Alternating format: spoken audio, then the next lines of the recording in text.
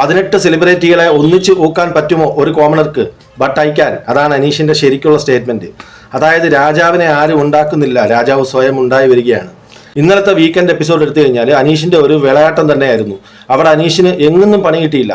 അനീഷിന് പണി കിട്ടിയെന്ന് പലരും പറഞ്ഞത് ആദില നോറ വിഷയമാണ്. തീർച്ചയായിട്ടും എനിക്ക് അതിനകത്ത് അനീഷിന്റെ ഭാഗം തന്നെയാണ് ഞാൻ. കാരണം അവിടെ വരുന്ന ഓരോ കണ്ടസ്റ്റന്റിനെയും എല്ലാ രീതിയിലും മാനസികമായും തകർക്കുക എന്നുള്ളത് തന്നെയാണ് ഓരോരുത്തരുടെയും ലക്ഷ്യം.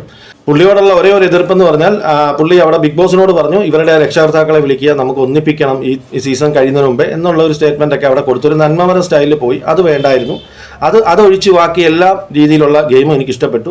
ബിഗ് ബോസും ഈ അനീഷിനെ സപ്പോർട്ട് ചെയ്തെന്ന് പറയുമ്പോൾ അതേ ബിഗ് ബോസ് തന്നെ അനീഷിനെ പണി കൊടുത്തു. കാരണം അനീഷിന്റെ നന്മമരം കളിയും അവിടെയുള്ള മുഴുവൻ കണ്ടസ്റ്റൻസിന് കാണിച്ചു കൊടുത്തു. ഞാൻ എന്നീച്ച് നിന്ന് കൈയടിച്ചത് അനീഷിന്റെ ഒരു സ്റ്റേറ്റ്മെന്റിലാണ്. അതായത് തിയേറ്ററിൽ പോയി കൈയടിക്കേണ്ട ഞാൻ ആദ്യമായി വീട്ടിൽ ഇരുന്ന് കൈയടിച്ചു, ബിഗ് ബോസിൽ ഇരുന്ന് കൈയടിച്ചു. അതായത് അഭിശ്രീ പറഞ്ഞ ഒരു ഡയലോഗ് ഉണ്ടായിരുന്നല്ലോ, ഈ 18 പേരെയും അവൻ വീട്ടിൽ കയറ്റില്ല, അവരെ ആരെയും അടുപ്പിക്കില്ലെന്ന്. അപ്പൊ അവൻ പറഞ്ഞ ഡയലോഗ് ഉണ്ട്, അതേ ലാലേട്ടാ, ഇവർ 18 പേര് ഫേക്കാണ്, ഞാൻ അവരെ വീട്ടിൽ കയറ്റില്ല. അതാണ് ഒരു ഗെയിമറുടെ ബ്രില്യൻസ് എന്ന് പറഞ്ഞത്. ശരിക്കും ഈ 18 പേരും ബുദ്ധിയില്ലെന്നോ മണ്ടന്മാരെന്നൊന്നും ഞാൻ പറയുന്നില്ല. അവർക്ക് നല്ല രീതിയിൽ അവർ ശ്രമിക്കുന്നുണ്ട്, അവർക്ക് മനസ്സിലാവുന്നുണ്ട് ഇയാൾ ഒറ്റപ്പെടൽ സ്ട്രാറ്റജിയാണ്, ഒരു പ്രത്യേക രീതിയിലുള്ള കളിയാണ്, മൗനവ്രതവും ഇയാളുടെ സ്ട്രാറ്റജീസ് എല്ലാം അവർക്ക് മനസ്സിലായിട്ടുണ്ട്.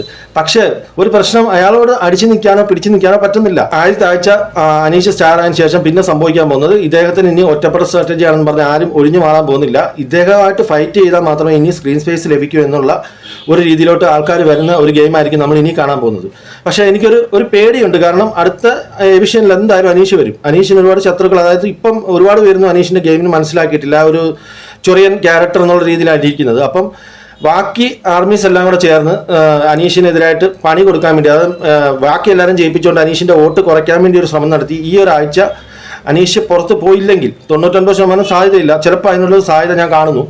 അങ്ങനെ സംഭവിച്ചില്ലെങ്കിൽ ഉറപ്പായിട്ടും പിന്നെ മൂന്നാമത്തെ ആഴ്ച തൊട്ട് പിന്നെ അയാളെ തൊടാൻ പറ്റില്ല. അമ്മാതിരി ഗെയിമും അമ്മാതിരി സ്ട്രാറ്റജിയും. അതായത് നമ്മൾ പറയുന്നുണ്ടല്ലോ റോബിൻ ആവുന്നു, അല്ലെങ്കിൽ മറ്റേ രജിത്ത് ആവുന്നു, അങ്ങനെ സാബുമോനാവുന്നു. ഞാൻ പറഞ്ഞു അതിനൊക്കെ മുകളിൽ കയറാൻ സാധ്യതയുള്ള ഒരു കണ്ടസ്റ്റന്റ് ആയിട്ടാണ് എനിക്ക് പേഴ്സണലി അനുഭവപ്പെട്ടത്.